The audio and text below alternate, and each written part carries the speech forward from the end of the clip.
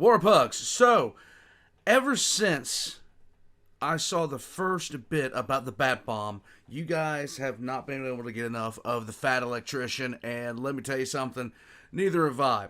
From learning about insane amounts of cheese that sits underneath our very feet, to using bats as living napalm, to a very refreshing history lesson, basically a reprimer of a primer that I got when I was in Naval Boot Camp, about Operation Praying Mantis. This has been undoubtedly one of my favorite channels to follow at this point. Now, today the Fat Electrician is talking about I can't do numbers. My dyslexia is killing me, guys. The DH-98 Mosquito. Now, this thing was unique among its counterparts because it was literally built different.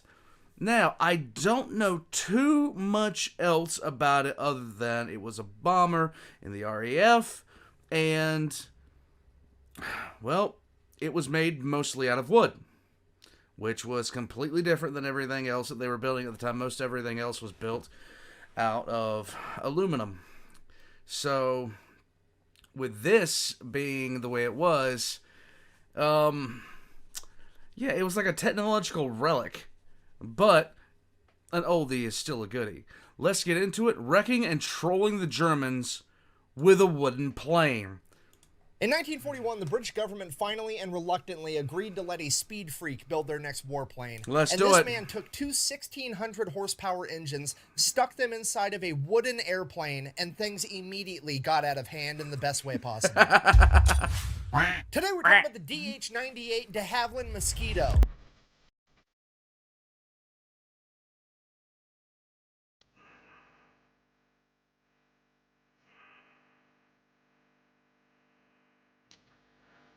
Oh, those things are beautiful, though.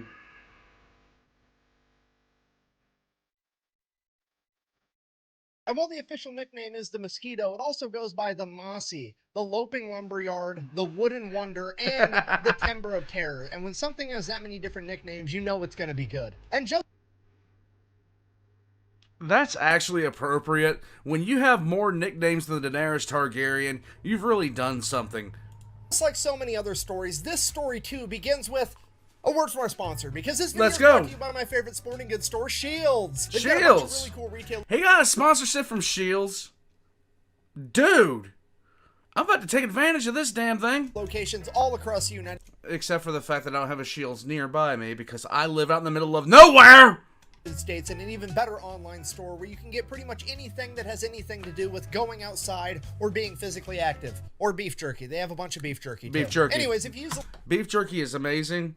Teriyaki, personal favorite. Hickory smoked, second favorite. There we go. the link on my website or in the description down below, you're going to get free shipping on your order. Let's get back to this video. Our story begins in 1909 with Sir Geoffrey de Havilland. He is 27 years old, he just got married, and he has spent his entire life working on, building, and designing cars and motorcycles. But now, they're just not fast enough. There's this new thing out, airplanes, and they can go even faster. So naturally, he's got to get him one of those. The only problem is, building a plane, as I'm sure you can imagine, costs a lot of money, even back then when they were just biplanes. So where's he going to get all this money? Well, he's going to do exactly what any self-respecting man would do. He's going to go to grandma for a 0% interest loan.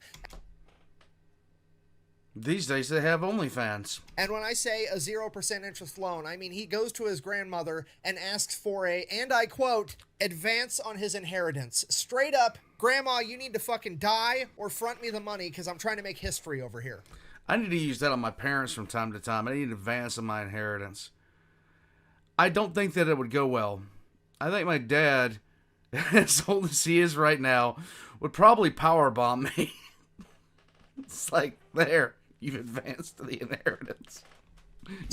I've inherited his bad back. Grandma, being the gangster that she is, decides that she's going to give little Jeffrey £1,000 for his airplane project. Now, Full stop. 1,000 pounds. You're like, oh, $1,000. That's a lot of money. No, this is 1909. 1,000 pounds back then is equivalent to like almost $200,000 American, okay? Like grandma is apparently loaded. So he gets all this money and he begins designing and making his own airplane. And after 2 long years, the day finally comes that his airplane is finished and it's finally ready for its first flight. So he hops in, takes his plane up into the sky, and everything goes absolutely perfect right until he crashed it. The plane is completely destroyed, and like every other speed freak and race car driver I've ever met in my entire life, de Havilland just crawls out of the wreckage and was like, that's fun, let's do that again. He then proceeds to make his very own aircraft manufacturing company. Fast forward a couple of decades, de Havilland owns a very successful airplane company, and it's the early 1930s, and everybody is beginning to make their planes out of metal, but de Havilland isn't having it because he thinks that making planes out of metal is dumb. Obviously, I'm paraphrasing. Yes. There's only 2 things that happen when somebody looks at what everybody else is doing and says, what you're doing is stupid. Either they are an absolute legend and a mad lad, or they're just stupid. Well, in the quest to not be cringe, he definitely wasn't cringe. Here, but he's basically like, metal weighs more than wood, which means that my plane is going to be slower by making it out of metal. Why on earth would I do that? To which the entire aviation community basically yells at the guy like, well, metal is stronger than wood, duh. And he's like, fucking, it's an airplane. What? Just don't run it into shit. It'll be fine. If you want speed, go build a tank. What are we even talking about here? Have you ever seen a fucking squirrel with knight's armor on? No, it doesn't make any fucking sense. So de Havilland's like, fine, I'm just gonna... I have. In a fever dream. I have to prove it to these people. 1934, they're going to have the McRobertson Air Race. It's 11,200 miles from England to Melbourne, Australia. You have to fly all the way there. You can take any route you want. You can stop to refuel as many times as you want. There's this huge cash prize of 15,000 pounds. All the fastest airplanes on the planet are going to show up and try to win this race. So de Havilland creates a DH-98 Comet, ends up being the fastest plane in the world at this point in time, and obviously wins this race. And obviously, nobody cares because it's made out of wood, and they said that that's dumb. So nobody's going to learn anything from the point he just proved. Fast forward 1936, post-World War I, Germany is starting to rearm their entire country. Britain takes note, and they're like, wow, we should build up some weapons too in case they try something. So they put out a bid. They let all the aircraft manufacturers know that they're looking for a twin-engine medium bomber that's capable of carrying 3,000 pounds and cruising at a speed of 300 miles an hour. So there's money to be made with the... Now, back then, that was kind of a tall order, okay? That was kind of a tall order for the technology that they had back then. Government contract, all the airplane manufacturers flock to it and start putting in their bids and their designs for their planes. And pretty much all of them follow the conventional knowledge of how to build a bomber at this point in time, which was to have a humongous, powerful airplane made out of metal and absolutely covered in machine guns everywhere, because you need to be able to fire in all directions to fight off all the fighter planes that are going to try to shoot you down. True. And absolutely everybody follows that basic outline, except for de Havilland. He decides that he's going to build a plane using a completely different ideology from everybody else. Instead of having a plane that's going to have armor and machine guns and be able to win a firefight in the air against other fighter planes, he's just going to avoid the firefight altogether. Because at the end of the day, the bomber's job isn't to shoot down fighter airplanes, it's to deliver the bomb. He's going to... i.e. bomber. Get rid of all the armor, all the machine guns, all the defensive countermeasures that other bombers have, and use all of his efforts to try to get this plane as fast as possible to just be able to outrun the firefight. Because you know what's better than getting shot at and having body armor on? Not getting shot at. Realizing that an ounce of prevention is worth a pound of cure, he's going to make this plane as fast as possible, and to do that, he's going to make it out of wood again. So he builds his wooden bomber. He then proceeds to take the most powerful aircraft engine on the planet, the Merlin, and sticks 2 of them inside of this thing. And this aircraft is the fastest warplane on the planet. With a cruising speed of 325 miles an hour and a max speed of almost 400 miles an hour, this thing is absolutely untouchable, and that's not even the impressive part. It's the manufacturing process where de Havilland's idea stands head and shoulders above the competition. You have to remember, they're going into World War II. Plastic wasn't widely used yet, and anything that's plastic today was probably metal back then. Metal was used for absolutely everything from canteens to tanks to airplanes. All of it was metal, meaning that throughout the course of World War II, metal became extremely scarce, so much so that America was trying to build ships out of concrete, and Great Britain was trying to build an aircraft carrier out of wood pulp and ice. So being able to build a bomb...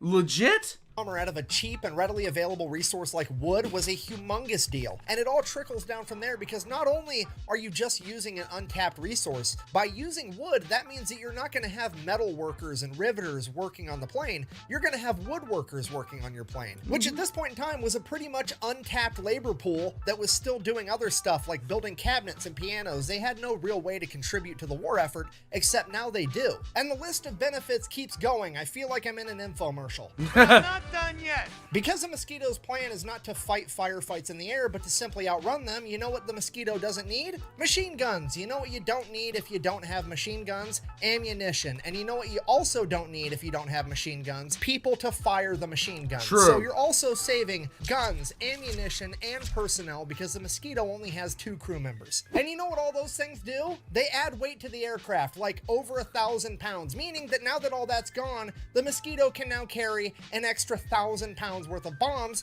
to drop on the enemy, which is actually what a bomber's job is. Yes. So just to recap, de Havilland has now delivered a bomber to the British government that is made out of a readily available resource with a brand new untapped labor pool that is cheaper in pretty much every way, and it delivers more bombs faster to the enemy. So clearly, the British government... There's always some sort of like psychopath that comes up with these ideas, like a dentist who just decides to strap napalm to bats or something like that. I don't understand. Government fucking hates it. And I mean, really, Sir Geoffrey de Havilland really should be more considerate. How are these poor politicians and defense contractors going to be able to feed their kids if he's out here trying to make planes that are cheap and reliable? I mean, what's the point of even going to war if you're not going to make a bunch of money off of it, right? Look, I guess I'm just glad it's not a uniquely American thing for this to happen. Yay. So all the other aircraft manufacturers are talking smack about de Havilland's idea. They're saying that it's basically a giant model airplane and that wood is not a suitable building material for a respectable plane and all this other stuff that they're desperately trying to come up with so that he doesn't win the bid. And that's when Lord Teeny Mittens, Beaverbrook over here chimes in. He's the Minister of Aircraft Production for all of Britain, and he just shuts the project down. I'm assuming it's because a giant model airplane would make his hands look even tinier. I've got these tiny hands. You're not gonna make them look even tinier. In fact, the only person that even liked the idea of the Mosquito was the Air Marshal for the RAF, Sir Wilfred Freeman, who also, by sheer coincidence, is the only man in this conversation that has flown planes in combat and presumably knows what he's actually talking about and doesn't have a vested financial interest in the outcome. Isn't it shocking how that usually works? Isn't it shocking how that usually works? And will somebody please tell me how you bend the barrel of a Bradley? Freeman is also responsible for the RAF ordering the Spitfire, the Hurricane, and the Lancaster bomber, as well as the development of the Merlin engine. Like, he's got a pretty good track record of picking amazing planes. So obviously we're going to listen to what Sir Wilfred Freeman has to say, right? Wrong. No. 100% wrong. What we're going to do is we're going to have Lord Bitch Mittens over here, fire him. That's his full-size hand. Hold on a second. As to say, right? Wrong. 100% wrong. What we're going to do is we're going to have Lord Bitch... I thought that was his wrist. I thought that that was his actual wrist. Is this a legitimate photo of this guy? What the hell happened to you, man? Mittens over here, fire him, transfer him to a different department, and then take credit for all of his accomplishments and use that newfound status to kill the Mosquito project once and for all. Because politics. And that's pretty much it. 1937, the British government told de Havilland, kick rocks, we're not interested. We're going to move on with our life. Fast forward, 1940, World War II has in fact kicked off, and it is not looking that great for the British because we are right in the middle of the Battle of Britain. Okay, if you don't know, the Battle of Britain, also known as the Air Battle for England, was basically the Germans were bombing Britain every day for about 3 months straight. Britain was obviously sending up their air force to fight back. Both sides lost thousands of people and thousands of airplanes. Okay, if you're not picking up what I'm putting down, I'm trying to tell you the RAF is now short a bunch of planes and a bunch of pilots, and there's really no way of replenishing the amount of planes because metal is extremely scarce as as well as the manpower to make the planes anyways. Right. If only there was some type of plane that they could make out of an alternative material to metal that had a completely different labor force to build it. Oh wait, we've had that literally the entire time. We just didn't want to use it because of politics. Eureka! Perfect. So the British government finally reluctantly orders 50 of them. So de Havilland gets to work right away, he builds all these planes, turns them over to the RAF. The RAF then starts practicing with them, and the pilots absolutely love them. The only problem is they're a little bit hard to take off and land, which makes sense because they're basically a paper airplane with a fucking V8 attached to them. So the decision gets made that only the best pilots are going to be allowed to fly these things, and now we got to find what the first mission for the Mosquito is going to be, and it's going to be super secret because nobody knows that this plane even exists yet. So up until this point in the war, the British really didn't have a surveillance plane capable of flying over enemy territory and seeing what they were up to. Right. So they were actually using their fighters, the Spitfire, to do that. And while the Spitfire is awesome, it sucked for this particular job because it simply couldn't hold enough fuel to go very far into enemy territory. The Mosquito, on the other hand, instead of filling it with bombs, we're just going to fill it with an extra gas tank, and this thing is going to be able to fly from England all the way to the Soviet Union and back in one flight without refueling, and that's exactly what it does. Yeah, the Mosquito is for all intents and purposes the world's first long-range reconnaissance aircraft that set the groundwork for every aircraft after it. It's Well, holy shit. basically I didn't know this. the acoustic SR-71. So that's what they use it for 1941. 1942 rolls around, they're like, oh, hey, good idea. This thing can hold 4,000 pounds worth of ordnance. What if we just did one 500-pound bomb and some extra fuel tanks, and then we could bomb super deep into enemy territory? True. And that's exactly what they're going to do. Operation Jericho, a bunch of wooden wonders are going to low-level penetrate deep into enemy territory and deliver a payload. Try saying that with a straight face. So a bunch of Mosquitoes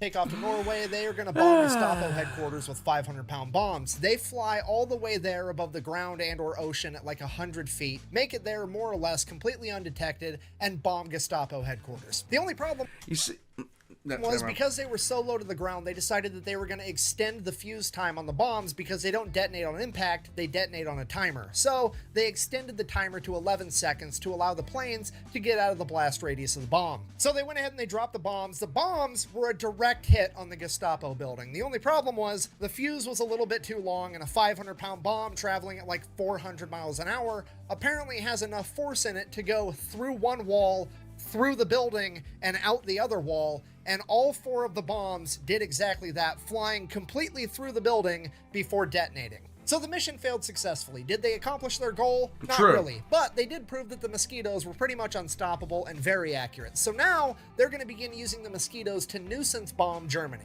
Every night, they're going to begin sending out swarms of Mosquitoes to bomb Germany on their own home turf to begin weakening their morale. And with the Mosquitoes, this works for some reason way better than any other plane was ever able to do it. Like, the Mosquitoes rarely ever get caught when they're dropping bombs. So they're kind of like, okay, well, let's try a bigger bomb then. And the RAF starts using the Mosquito to drop the 4,000-pound blockbuster bomb on Berlin. They then proceeded to do that every single... Imagine... We had such really... Like, the name of that bomb... Like, I've never been a fan of the mother of all bombs, but seriously, the Blockbuster... I love it. Single night for 220 nights straight, earning it the nickname the Berlin Express. And then somebody at the RAF finally puts together the fact that maybe the Mosquitoes are so successful at not getting caught on their bombing runs, not necessarily because it's nighttime and not necessarily because they're really fast, but because they're made out of wood, and wood doesn't give off nearly as strong of a radar signature as metal does. Which I was about to make... That's the reason I paused a little bit earlier. I was about to make that point, but I didn't know how in-depth we were. Like, I can't remember how in-depth we were into radar at that point. Well, Germany, for the most part.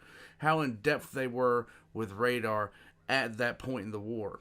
Which means it stands to reason that they would have just as much success bombing during the day as they would at night. Which, if successful, is going to be extra demoralizing because at this point in time, everybody understands that there's never bombing raids during the daylight because the fighter jets would be able to take them out immediately. But in the case of the Mosquito, if they don't get picked up on radar, nobody might scramble the fighter jets until it's too late. So the RAF, with their immaculate sense of British humor, realize that this is a very rare opportunity to troll the enemy that they cannot afford to waste. So, British intelligence finds out that January 30th, 1943, the Nazis are going to be holding a humongous rally to celebrate their 10-year anniversary of coming to power. It's going to be huge. Hitler's right-hand man, Hermann Göring's going to be there giving a big speech. They're going to put the entire thing out on the radio waves so the whole country can hear it. It's going to be a huge morale boost to the Nazis. And it probably was right up until the RAF sent out the Mosquitoes and bombed all of the broadcasting towers for Berlin, so the entire country just got to hear explosions, screams, and then the radio cut out forever. And then the British turned it into an entire propaganda thing, because not only are we hitting you on your own home turf in broad daylight, it's also in a wooden plane. So the Nazis are absolutely furious. They want to retaliate, so they ramp up air raids on Britain. The only problem is they can't really pull them off in daylight, but it is 1943, so they have figured out how to put radar in their individual fighter planes, meaning that the night raids are going to be far more successful than they ever were before. Or so they thought, because guess what? The British have a plane that's pretty much immune to radar. So they take the Mosquito bomber and they turn it into the bomber fighter by putting 4 20mm machine guns in the nose, plus another 4 Browning machine guns in the nose, and then send them out as night fighters, and they proceed to absolutely wreck the Luftwaffe in night combat, because they can't be seen by radar, and they have radar to see them. Then, after seeing how incredibly good the Mosquito was at night fighting, the RAF had another brilliant idea. What if they sent out a bunch of Mosquito night fighters to wait above German airfields, and then sent out regular bombing raids with regular bombers, and when those bombers got picked up on radar, they would scramble the German fighters to go up and intercept them, but the Mosquitoes would already be above them and literally spawn kill the Germans the second they got in the air. Yeah. Didn't I just watch a video about what would happen as people, like, you started spawn killing people or taking them out in Call of Duty? Imagine this on a national level. Not only did this work, it virtually shut down the Luftwaffe's ability to operate at night altogether, and the British were able to bomb Germany completely unopposed. At this point, Hermann Göring is sitting in his office like, Okay, fine, I'm cool, I'm fine. Okay, and you have to remember, Hermann Göring in World War I was a fighter pilot. True. He scored 7 kills in World War I, making him an ace. So, like, the whole aerial combat thing is, like, his ballpark. So the fact that the RAF is having a warheads on foreheads extravaganza and there's nothing he can do about it is driving him absolutely insane. And then you sprinkle on top the fact that he's over there with his superior German engineering and the RAF is just dunking on him and his men and right next to a Pinewood Derby plane. This man is about to lose his mind. So he creates a special division of the Luftwaffe whose sole purpose is to find and destroy the Mosquitoes. Okay, they're already struggling in the war, and this man has now just cut out an entire section of his air force to do nothing but hunt down these wooden planes and try to destroy them. Needless to say, it fails miserably. So at this point, Hermann Göring's like, well, if I can't beat him, I've got to join him. So he orders his men to build him a wooden plane. And they straight up copy the Mosquito. Like, so much so that they also call it the Mosquito, but they just spell it with a K. Like, straight up, yeah, you can copy my homework, but make it look a little bit different. Right. That's what they did. So they get the Mosquito. I'm really not surprised. Let me guess, it sucks. Mosquito with a K built, and to the surprise of absolutely nobody, it's a pretty awesome plane. But then guess what happens to it? You're never gonna guess what happens to the German Mosquito. No idea. A bunch of high-ranking Nazis, politicians, get together and they're like, I don't think a wooden plane's a good idea. I want big metal planes. Do you see what's bombing you? And tearing the Luftwaffe's ass off?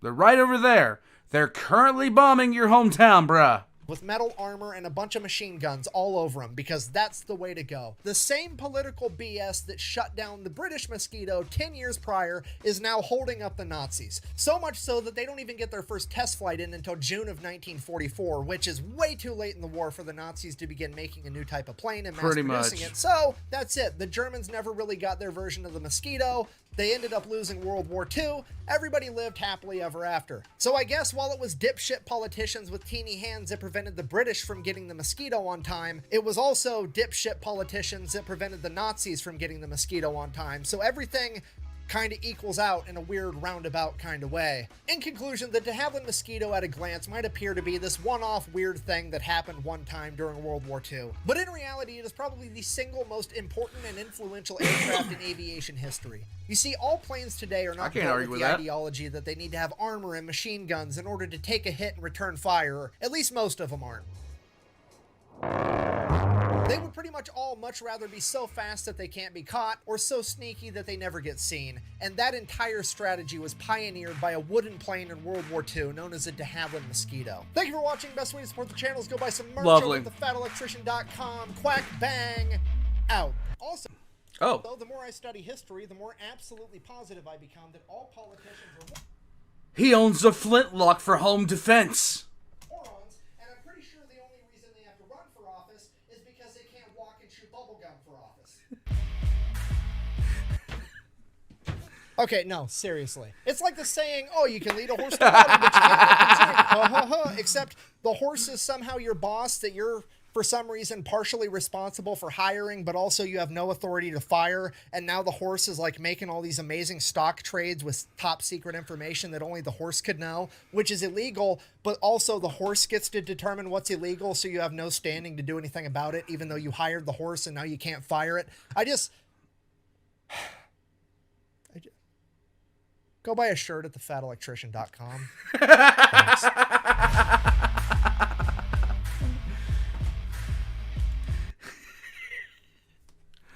One of the best things, well, actually, it just tore the veil off for a couple of people.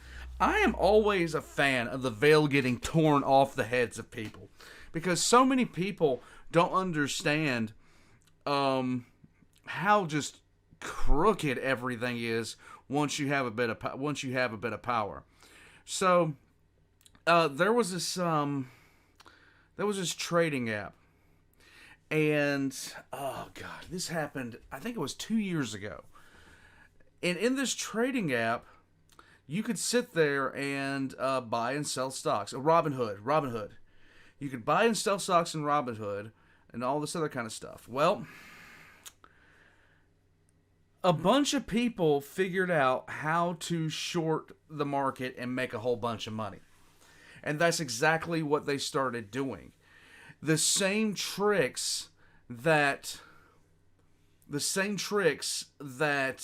in like Wall Street investors were using and hedge fund brokers, they used all the time. Those sort of tricks some regular people figured out how to do, started doing it and started making thousands. And then promptly all of that got shut down. All of it got shut down. They started passing laws. They started doing all this other kind of stuff because all of a sudden regular people were doing what they were doing. So now it was a problem. One of my, it's always someone else's problem until it's yours. And then it's a big problem. I've seen so much of this BS in the world today, it's not even funny. And the thing about it is, everybody's saying the same thing. We got an issue here. Pay attention to this. Can you fix this? Pass some laws. Fix the problem. But they don't care about it until it's on their doorstep causing them a problem. As long as they're making money from it and nobody else is, it's not an issue whatsoever. The second that somebody like me is making money off it, or somebody like you is making money off, suddenly it's a problem. Suddenly this is outrageous and we need to pay attention to this. It's absolutely irritating. And then everybody's just like, oh yeah, what those people did was wrong. They've been doing it since the turn of the century. The last one. What are you talking about? Are you high? Warpugs, this is why the aliens won't talk to us, and I completely agree with them in their sentiments. Until next time, Warpugs, Fat Electrician's links are in the description down below, including the link to his merch store, which I got a feeling I'm going to have to get something, Because me and him, like, he's like, it's not a war crime the first time, which rhymes, and good times, mine is good times rhymes with war crimes. Dude, this is like a match made in heaven. Like, seriously. I'm trying to get that shirt made, guys. I promise you, I swear, as well as certified boomer moments. In any case, War Pugs, thank you for recommending the Fat Electrician to me. This has been awesome so far. This has been a hell of a ride. And hey, if the Fat Electrician is watching this, bud, once again, you telling me about some stuff that some of which I don't know, some of which I do, but damn, it's funny. This is how I like to talk about history when I know something I'm trying to tell somebody about. Like telling somebody about the Russian fleet that set sail, went underneath Africa and came up during the Russo-Japanese War and got utterly pasted. Things like that I love to talk about. Other ridiculous things in history. I love the fact that he knows these ridiculous points in history. Because it's the best. It is the best. That's why when the movie came out, The Men Who Stare at Goats, people were sitting there saying, there's no way they would actually do this. And I was sitting there going, you don't really know now, do you? If you guys want to see utter horror, look at how many millions we put into grants for the dumbest things you can possibly imagine. If I just came up with something random like a grant to see if cockroaches enjoy vanilla or chocolate ice cream more, there's one in there and it's not that far off. And I know it is because their stupidity is endless. War Pugs, like and subscribe if you haven't already. Check out the Fat Electrician if you enjoyed this and you've watched this for the first time. I will catch you guys next time. I'm going to go be sad about the future of humanity. I want to go to Mars!